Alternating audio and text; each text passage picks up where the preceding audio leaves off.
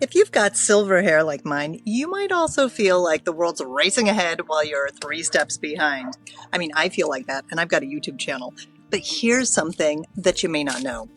You're actually ahead in ways that technology cannot keep up with. You, someone who has deep lived experience, have something that AI can't touch. What you're capable of doing with just what's inside of you can change everything. And what the world needs from those of us who are in the second half of life isn't faster fingers on a phone. What it needs is the steady heartbeat of compassion, equanimity, and joy that comes from experience and practice. That's the kind of wisdom that AI can't offer your kids, your grandkids, or your community. And it's exactly why you're needed. In case you want statistics to back up the sense of urgency around this, how about these? The United States is in crisis around mental health. If you've turned on the news lately, you know why. And who's most deeply affected? Our youth. Now let's talk about you personally. Studies show that your now and future health depend on the quality of your relationships. You get to decide that quality, my friend. You're here, so I'm guessing that compassion matters to you. It matters to me too. So, elder power, activate. I don't care if you're 70, 60, 50, 40, or even younger. If you're ready to gather and share the kind of compassionate wisdom and empathy that's needed in this world, stay tuned. It's cutting edge. And subscribe now if you want more on topics like these. Hello and welcome, friends. If you're new here, I'm so glad you joined. I'm Kristen Collier, a writer and a coach helping people over 40 find their sparkle with practices that rewire the brain for more joy, better health, and happier relationships.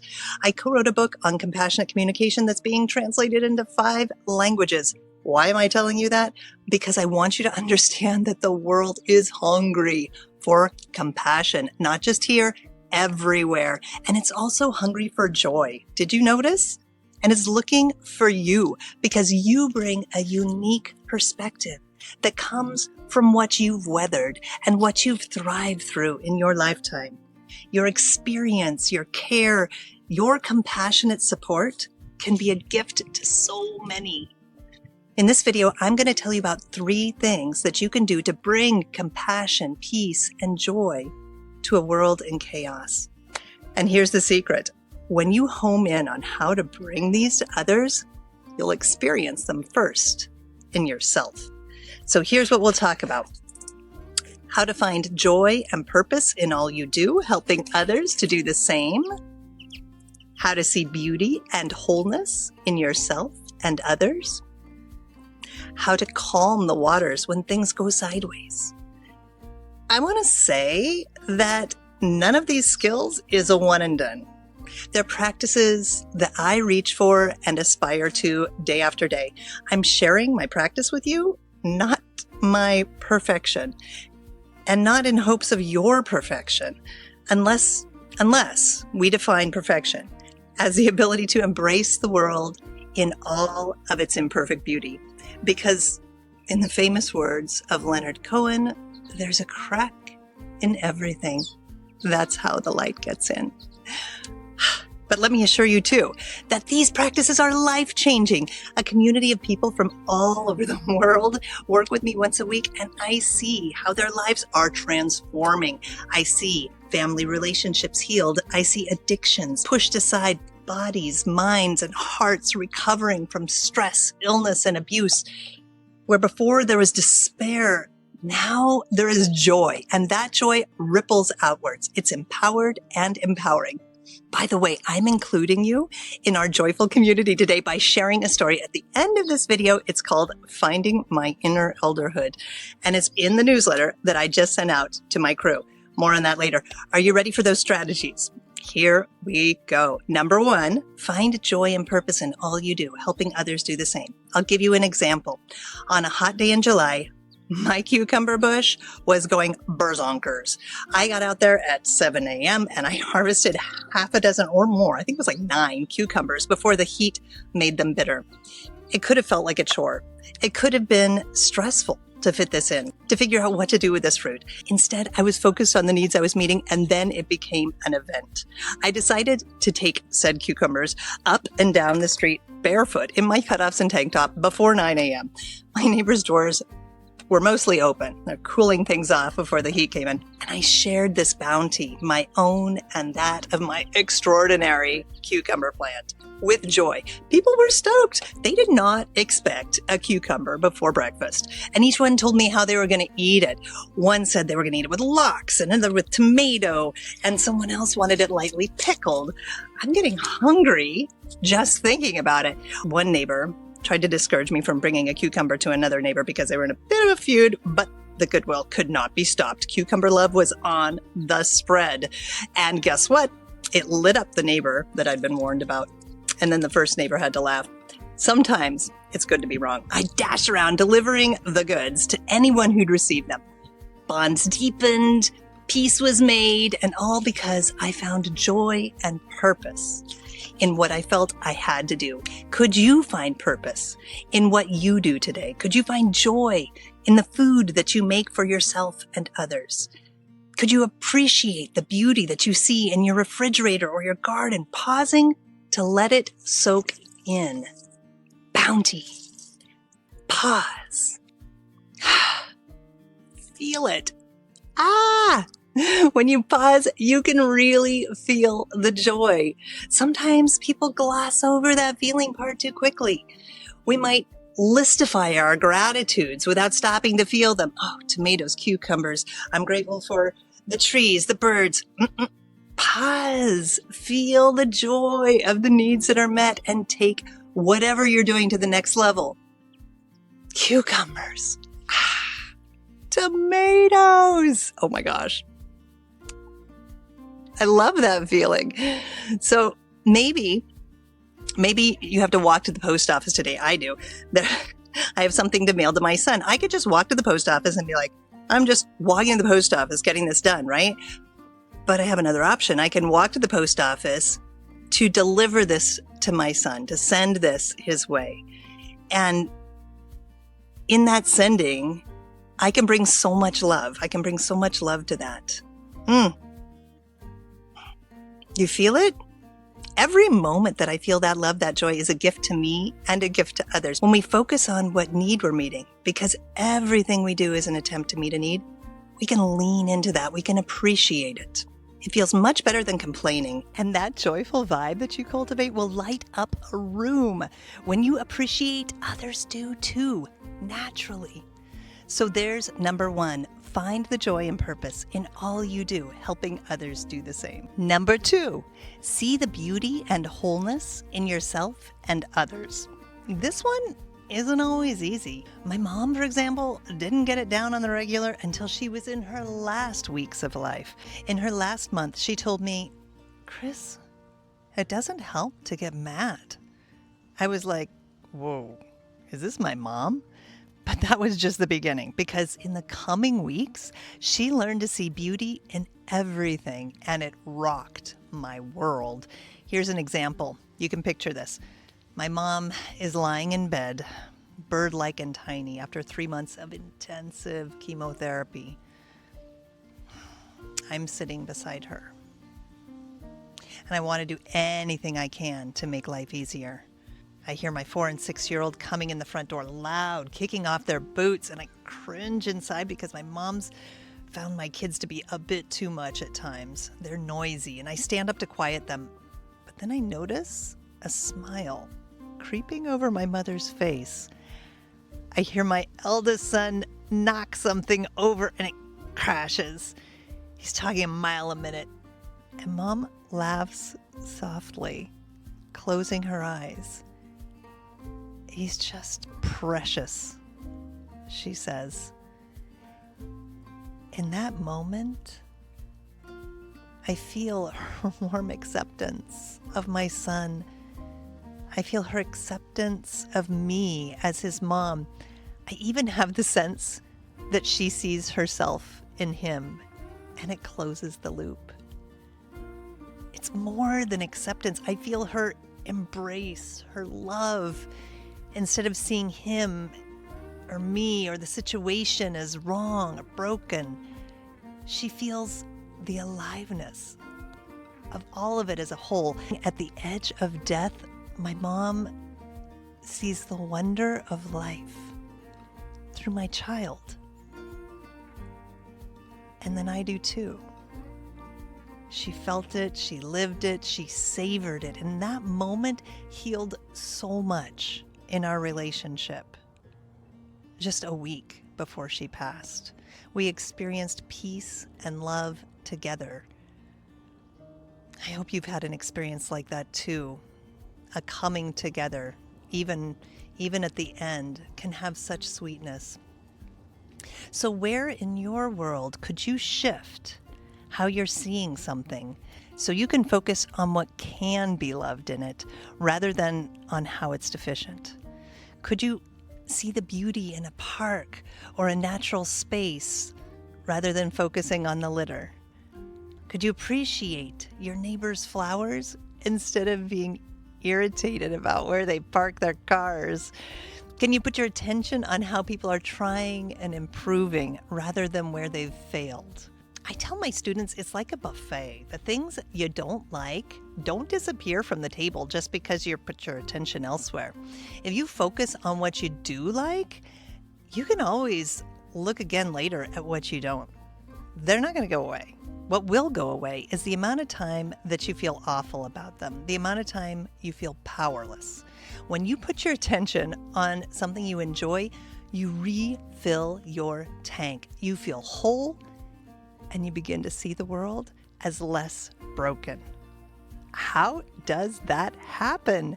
You choose what to experience rather than being steamrolled by circumstances. That's empowering.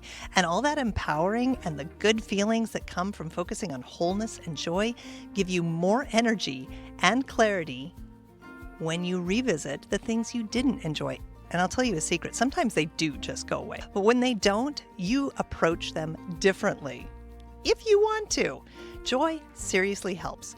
So that concludes number 2, see the beauty and wholeness in yourself and others. Number 3, bring calm when things go sideways.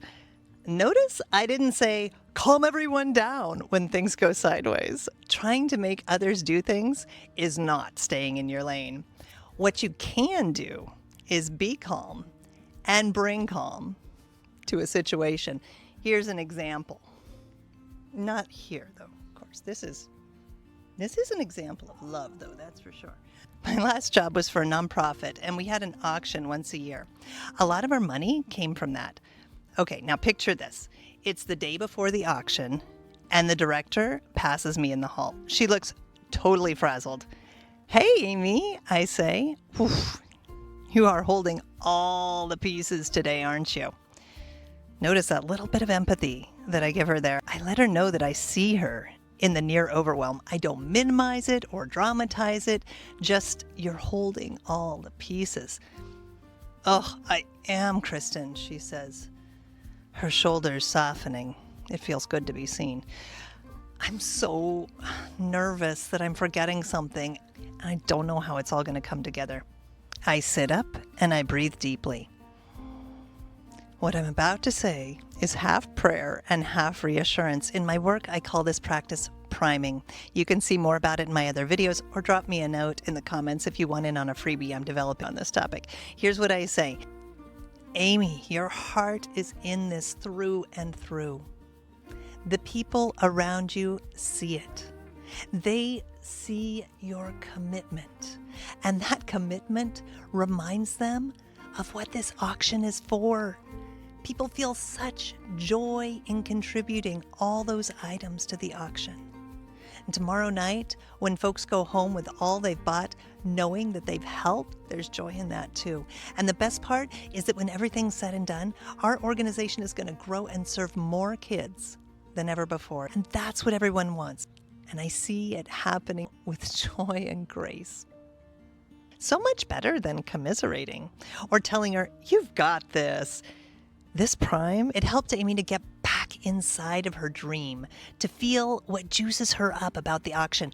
And when I prime with her, I share her dream with empathy and joy, leaning into the needs that can be met. You can see the echoes here of number 1 and 2. I point out what's possible and what I imagine. I stay in my lane and I don't give empty reassurance. If you're thinking that talking this way to Amy takes skill and practice, you're not wrong. I teach an entire course on joyful communication, and priming is a practice from my Core Joy series. But I assure you that you can start right now where you are and do this in its simplest form.